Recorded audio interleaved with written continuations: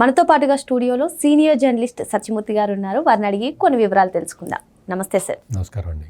Sir, బహుశా నిన్న Jaganmohan Reddy press meet మొత్తం మీరు చూసుంటారు. అయితే ప్రెస్ మీట్లో ఎక్కడా కూడా ఇంగ్లీష్ మాట్లాడలేదు, కానీ అమరావతి అంశం వచ్చిన దగ్గర నుంచి రాజధాని అంశం రాగానే ఆయన ఇంగ్లీష్లో మాట్లాడారు. అంటే దీని వెనకాల ఏదైనా వ్యూహం ఉందంటారా, రాజకీయ కోణం ఉందంటారా, ఏం చెప్తారు సార్? వ్యూహం లేదు, మట్టిగడ్డలు లేదు, అటువంటివి ఏమీ లేవు. కానీ అతనికి ఏంటి అంటే, రాజధాని అమరావతికి సంబంధించి అమరావతి రైతులకి ఇంగ్లీషు రాదు అనుకున్నట్టున్నాడు. అమరావతి రైతులు జగన్మోహన్ రెడ్డి కన్నా ఎక్కువ చదువుకున్న వాళ్ళే ఉన్నారు చాలామంది అక్కడ. అంతకుముందర సజ్జల రామకృష్ణారెడ్డి చెప్పాడు కదా, మేము మళ్ళీ ఈసారి గెలిస్తే మేము అమరావతి నుంచే మేము పాలన సాగిస్తామని చెప్పి అన్నాడు కదా. మరి సజ్జల రామకృష్ణారెడ్డి ఆ రోజున ఆ మాట ఎందుకు చెప్పాడు? ఈ రోజున జగన్మోహన్ రెడ్డి అసలు రాజ్యాంగంలో రాజధాని అన్న పదమే లేదని ఎందుకు చెప్పాడు? ఈ వ్యత్యాసాలు ఇవన్నీ బయటపడతాయి. పార్టీలో ఒక కొహెషన్ లేకుండా పోయింది అన్న విషయాలన్నీ ప్రజలు గుర్తుపడతారు అన్న ఉద్దేశంతో సిగ్గుబడి ఇంగ్లీష్లో మాట్లాడాడు. అంతే తప్ప స్ట్రాటజీ లేదు, మన్ను మశానం అటువంటివి ఏం లేవు. ఎందుకు లేవు అంటే, వాళ్ళకి ఏం కావాలి, రాష్ట్రానికి డైరెక్షన్ ఎట్లా ఉండాలనే విషయం జగన్మోహన్ రెడ్డికి తెలీదు, సజ్జల రామకృష్ణారెడ్డికి తెలీదు, ఆ పార్టీలో ఉన్న నాయకులు ఎవరికి తెలీదు, వాళ్ళకు ఒక ఐడియా కూడా లేదు. వాళ్ళకు ఉన్నదల్లా అమరావతి మీద ద్వేషం, కసి, కక్ష. ఎందుకు అమరావతి మీద ద్వేషము, కసి, కక్ష?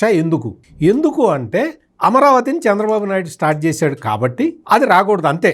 Single point agenda. నీకు ఏదైనా కానీ ప్రజలని కన్విన్స్ చేయాలి. జగన్మోహన్ రెడ్డి ఎప్పుడైతే 3 రాజధానులు అని చెప్పాడో అతను అధికారంలో ముఖ్యమంత్రిగా ఉన్న సమయంలో, మీరు గమనించండి, పాత రీల్స్ అన్నీ రివైండ్ చేసుకొని చూడండి. చంద్రబాబు నాయుడు ప్రజల దగ్గరికి వెళ్ళి 3 రాజధానుల కాన్సెప్ట్ వల్ల రాష్ట్రానికి ఎంత నష్టం జరుగుతుందో ఆయన వివరించి చెప్పాడు ప్రజలకి. ఆయన తన వాదనని వినిపించాడు. రాజకీయాలలో ప్రజలని కన్విన్స్ చేయగల శక్తి ఉండాలి. అమరావతి ఏకైక రాజధానిగా ఎందుకు ఉండాలి, రాజధాని ఎలా ఉండాలనేది ఆయన అంతకు ముందరే చెప్పాడు. ఒకే రాజధాని ఎందుకు ఉండాలి అనే విషయాన్ని ఆ రోజు ప్రతిపక్ష నాయకుడుగా ఉన్న చంద్రబాబు నాయుడు ప్రజల దగ్గరికి వెళ్ళి వివరించి చెప్పాడు. చాలామంది ఆ రోజున ఏమనుకున్నారు అంటే, జగన్మోహన్ రెడ్డి 3 రాజధానులు పెట్టే రాజకీయం మొదలు పెట్టేసరికి రాయలసీమలో కానీ, సెంట్రల్ ఆంధ్రాలో కానీ, ఉత్తరాంధ్రాలో కానీ ఇంకా తెలుగుదేశం పార్టీ బతకదు అనుకున్నారు. మొత్తం 3 ప్రాంతాలు కూడా జగన్మోహన్ రెడ్డి చెప్పే మాయ మాటలు విని కన్విన్స్ అవుతారు అని అనుకున్నారు. ఆ రోజున ఉన్న పరిస్థితి రాష్ట్రంలో. ఏ రోజునైతే జగన్మోహన్ రెడ్డి 3 రాజధానులు అనే రాజకీయాన్ని ప్రారంభించాడో ఆ రోజున్న పరిస్థితి చెప్తున్నా. అటువంటి అడ్వర్స్ సిచ్యుయేషన్ ఉన్న సమయంలో చంద్రబాబు నాయుడు ఏకైక రాజధాని ఉండాలి, అది అమరావతి అయి ఉండాలి అని చెప్పి ప్రజలకి కన్విన్సింగ్ ఆర్గ్యుమెంట్ చెప్పాడు.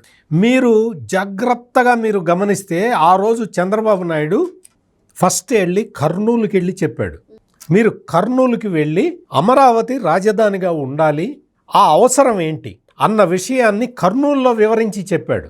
ఆ తర్వాత విశాఖపట్నం వెళ్ళి వివరించి చెప్పాడు. ఎందుకు కర్నూలుని న్యాయ రాజధాని అని ఆనాటికి భ్రమ పెడుతూ ఉన్నాడు ఈ జగన్మోహన్ రెడ్డి.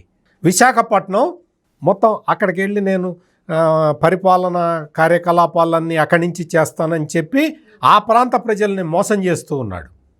ఆ టైంలో చంద్రబాబు నాయుడు ఆ ప్రాంతాలకే వెళ్ళి అమరావతి రాజధాని ఉండాల్సిన ఆవశ్యకతని ప్రజలకి విడమరిచి చెప్పి ప్రజలని కన్విన్స్ చేశాడు.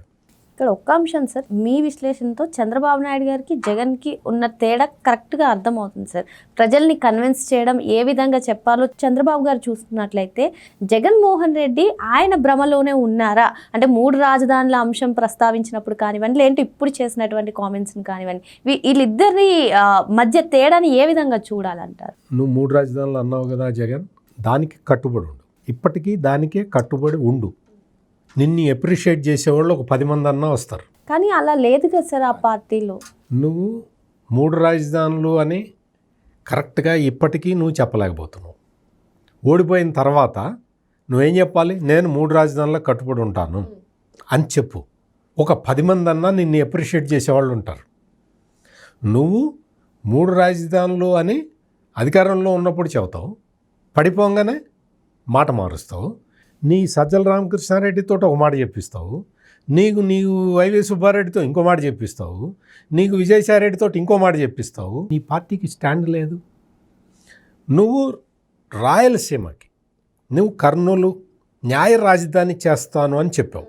నువ్వు అధికారంలో ఉన్నప్పుడే ఆ కేసు సుప్రీంకోర్టుకి వెళ్ళినప్పుడు సుప్రీంకోర్టు ముందర నువ్వేం చెప్పావు ఒక్కసారి గుర్తు చేసుకో జగన్. నువ్వేం చెప్పావో నీకు మర్చిపోయి ఉంటావు, నేను చెప్తా. కర్నూలుకి హైకోర్టుని షిఫ్ట్ చేసే ప్రతిపాదన అనేది మా దగ్గర లేదు. మేము న్యాయ రాజధాని అని ఊరికి హంబక్ కబుర్లు చెప్పాము. మాకు అసలు ఆ ప్రతిపాదనే లేదు. న్యాయ రాజధానిగా కర్నూలు కాదు అని నువ్వు సుప్రీంకోర్టులో చెప్పావా లేదా? ఓకే. విశాఖపట్నాన్ని దగ్గరికి వెళ్ళి నేను ఇక్కడికి వస్తే తప్ప నీ ప్రాంతం అభివృద్ధి కాదు అన్నావు. అట్ట చెప్పిన వాడివి నువ్వు అభివృద్ధికి కట్టుబడి ఉన్నావా? భోగాపురం ఎయిర్పోర్ట్ని ఆపేసిన వాడివి నువ్వు. భోగాపురం ఎయిర్పోర్ట్ని ఆపేశావు. నీకు అదానీ డేటా సెంటర్ అప్పట్లో వస్తూ ఉంటే అదానీ డేటా సెంటర్కి మోకాలడ్డం పెట్టావు. మొత్తం పరిశ్రమలను అక్కడి నుంచి తరిమి కొట్టావు.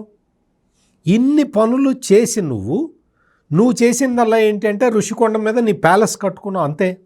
ఉత్తరాంధ్ర హైకోర్టుకి వెళ్ళి నువ్వేం చెప్పావు? నేను వెళ్ళి అక్కడ కూర్చుంటే తప్ప ఉత్తరాంధ్ర డెవలప్ కాదు అని చెప్పావు. ఉత్తరాంధ్ర డెవలప్ కావటానికి ఏమైనా చేసావా?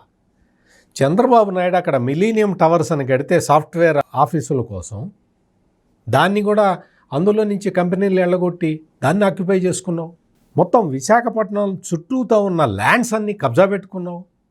ఈ రోజున ఏమవుతున్నది? సాఫ్ట్వేర్ కంపెనీలు వచ్చేస్తూ ఉంటే కాపులుప్పాడ మొత్తం హైదరాబాద్లో మాదాపూర్ లాగా మారుతూ ఉంటే నువ్వు భరించలేకపోతూ ఉన్నావు. నీకు ఏది కాన్సెప్ట్ ఏది నీకు అర్థమే కావట్లేదు. అమరావతి సెల్ఫ్ సస్టైనబుల్ ప్రాజెక్ట్ అని చెబుతూ ఉంటే నీకు ఆ పాయింట్ అర్థం కాదు. ఎన్నిసార్లు చెప్పినా నేనే నా విశ్లేషణల్లోనే ఇప్పటికొక 50 సార్లు చెప్పుంటా, 50-60 సార్లు చెప్పుంటా. అది సెల్ఫ్ సస్టైనబుల్ క్యాపిటలు. ఈ రోజున కడుతున్నవన్నీ ప్రభుత్వ కార్యాలయాలు. నా ఇల్లు నా డబ్బులతో పెట్టి కట్టుకోకపోతే నువ్వు వచ్చి కడతావా? ప్రభుత్వ కార్యాలయాలు ప్రభుత్వం కట్టకుండా ఎవరు కడతారు? ప్రభుత్వ కార్యాలయాలు ప్రభుత్వం కట్టిన తర్వాత అక్కడ మిగిలిన సంస్థలు వ్యవస్థలు అక్కడికి వచ్చేసి కొలువు తీరితే రాజధాని తనంతట తాను డెవలప్ అవుతూ ఉంటుంది. హైదరాబాదు తెలంగాణకి ఎట్లయితే గ్రోత్ ఇంజన్ లాగా పనిచేస్తున్నదో అట్లా ఆంధ్రప్రదేశ్కి ఒక గ్రోత్ ఇంజన్ కావాలి అన్న ఉద్దేశంలో అమరావతిని సెల్ఫ్ సస్టైనబుల్ ప్రాజెక్టుగా టేకప్ చేసి, ప్రభుత్వానికి ఒక పైసా ఖర్చు లేదు, రైతులు వచ్చి స్వచ్ఛందంగా భూములు ఇస్తూ ఉన్నారు, అటువంటి ప్రాజెక్టుని నాశనం చేశావు. ఈ రోజున 2019లో ఈ జగన్మోహన్ రెడ్డి అనే ప్రాణి గెలవకుండా ఉన్నట్టయితే ఈ పాటికి రాజధాని కంప్లీట్ అయ్యేది. ఈ పాటికి ఎప్పుడో భోగాపురం విమానాశ్రయం కంప్లీట్ అయిపోయింది. ఎప్పుడో పోలవరం కంప్లీట్ అయిపోయింది. 2020 నాటికి పోలవరం కంప్లీట్ అయ్యి రైతులకి నీళ్లు వచ్చేవి. దాని హైట్ తగ్గిస్తేవి, నాటకాలు ఆడితేవి, R&R ప్యాకేజ్ ఇవ్వకపోతేవి. నువ్వు ఏ పని సక్రమంగా చేయకుండా ఈ రోజున వచ్చి నువ్వు అమరావతి గురించి నువ్వు ఇంగ్లీష్లో మాట్లాడినా, తెలుగులో మాట్లాడినా, హిందీలో మాట్లాడినా, నీకు వస్తుందో రాదో తమిళంలో మాట్లాడినా, నువ్వు ఇప్పుడు నివాసం ఉండే కర్ణాటక లాంగ్వేజ్ కన్నడంలో ఏ భాషలో మాట్లాడితే ఉంది?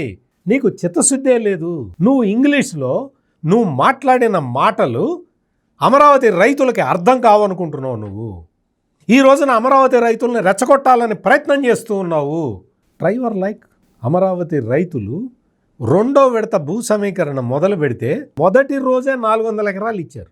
జగన్మోహన్ రెడ్డి ఒక్కసారి ఆలోచించు. అమరావతి రైతులు తెలియగల వాళ్ళ, నువ్వు తెలియగల వాడివే? ఒక్కసారి ఆలోచించు. 2వ విడత భూ సమీకరణ మొదలు పెడితే తొలి రోజే 400 ఎకరాలు తీసుకొచ్చి చంద్రబాబు నాయుడు చేతిలో పెట్టారు. నువ్వు అడిగితే రోడ్ వేయటానికి 1 గజం స్థలం కూడా ఎవడు ఇవ్వడు. ఎందుకు అంటే నువ్వు చేసిన అరాచకాలన్నీ ప్రజలకి తెలుసు కాబట్టి నువ్వు అడిగితే ల్యాండ్ ఇవ్వరు జగన్. చంద్రబాబు అడిగితే ఇస్తారు 16,000 ఎకరాలు కాదు, 3వ విడత భూ సమీకరణ మొదలు పెడితే ఇప్పుడే ఇవ్వడానికి సిద్ధంగా ఉంటారు రైతులు. ఎందుకు అంటే అమరావతి డెవలప్ కాబోతున్నది. అమరావతి మీకు అక్కడికి వెళ్ళి చూస్తే, నేను 2 రోజుల కిందట 3 రోజుల కిందట వెళ్ళి చూశాను. నేను అక్కడ వచ్చే ఐకానిక్ టవర్స్ కానీ, హైకోర్టు బిల్డింగ్ కానీ, అసలు విపరీతమైన కన్స్ట్రక్షన్ యాక్టివిటీ, 52,000 కోట్ల రూపాయల కన్స్ట్రక్షన్ యాక్టివిటీ జరుగుతున్నది. చిన్న చితక కంపెనీలు కాదు, షాపూర్జీ, పొల్లంజీ, ఎన్సీసీ, ఎల్ఎన్టీ, ఇటువంటి ఇంటర్నేషనల్ కంపెనీలు వచ్చి ఇన్ఫ్రాస్ట్రక్చర్ కంపెనీలు అక్కడ పనిచేస్తూ ఉన్నాయి. అంటే సార్ అమరావతి మొత్తం పూర్తయ్యేసరికి, అంటే ఇప్పుడు భోగాపురం గురించి జగన్మోహన్ రెడ్డి ఏ విధంగా మాట్లాడారో, భూ సమీకరణ మేమే చేసాం, మేమే కట్టామని, అమరావతి గురించి కూడా ఆ విధంగా మాట్లాడే అవకాశాలు ఉంటాయా ఒకసారి పూర్తయిన తర్వాత? మేమే సమీకరించాం, మేమే కట్టామని చెప్పి చెప్తాడు. ఏదైనా అదే చెప్తాడు. ఏదైనా సరే, ఇప్పుడు భోగాపురం ఎయిర్పోర్ట్లో చంద్రబాబు నాయుడు సేకరించిన భూమి ఎంత? నువ్వు దాన్ని కుదించావా? నువ్వు 2,500 ఎకరాలు అయితే నువ్వు 2,000 ఎకరాలకు కుదించావా? మళ్ళీ వచ్చి చంద్రబాబు నాయుడు ఆ 500 ఎకరాలు కూడా సమీకరించి, అది ఒక హబ్ ఉండాలి అక్కడ, ఏవియేషన్ హబ్, ఏవియేషన్ యూనివర్సిటీ పెట్టబోతున్నారు అక్కడ. అసలు నీకు తెలుసా జగన్, ఏవియేషన్ యూనివర్సిటీని భోగాపురంలో పెట్టడానికి ఆల్రెడీ కేంద్ర ప్రభుత్వం దగ్గర మొత్తం ప్రపోజల్స్ ఉన్నాయి. వాళ్ళు యాక్టివ్గా కన్సిడర్ చేస్తున్నారు. దానికి సూత్రప్రాయంగా అంగీకారం తెలిపేశారు. అక్కడ మొత్తం ఆ ఎకరాలు, ఇప్పుడు మాన్సాస్ ట్రస్ట్ వాళ్ళ ల్యాండ్స్ అన్నీ ఇస్తున్నారు, ఇచ్చేశారు ఆల్రెడీ. నువ్వు అటువంటి పనులు చేయగలుగుతావా జగన్? ఎందుకు అనవసరమైన ఈ అమరావతి మీద విషం గక్కుతూ నిన్ను నువ్వు దహించుకుంటూ పోతూ ఉన్నావు జగన్. నువ్వు రాష్ట్రానికి నువ్వు ఒక విధ్వంసకర శక్తి అనేది మరొక్కసారి నీకు నువ్వే ఎస్టాబ్లిష్ చేసుకున్నావు.